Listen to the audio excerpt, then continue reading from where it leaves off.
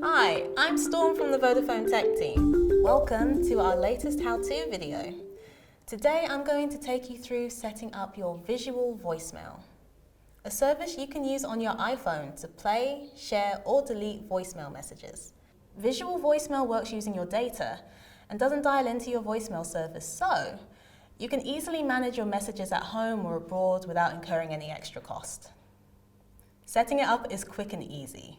All you need is internet data and your iPhone, which needs to be an iPhone 5S model or later. You'll also need to be running iOS 12 or later, so make sure you've updated your phone with the latest version. To do this, click the settings icon and select General. From there, click Software Update to see which system you're running on and install an update if necessary. It's always a good idea to have the latest operating system on your phone anyway, for all the new features and bug fixes.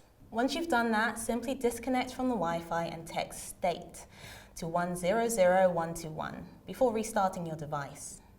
Now, when you receive voicemails, you'll be able to view them on your iPhone without calling your voicemail services. This means you can select the one you want to listen to without having to listen to all the other messages before it. Press the play symbol on the new message to listen to it. You can return the call by selecting Call Back, and you can easily forward the message to others by clicking the Share icon and selecting the contact you want to share it with. Voicemails will automatically save, but if you want to delete them, select the ones you want to erase and press Delete. And that's how to set up and use visual voicemail. Don't forget to subscribe to our YouTube channel for all the latest tips and advice. And if you have any topics you'd like us to cover, let us know in the comment section.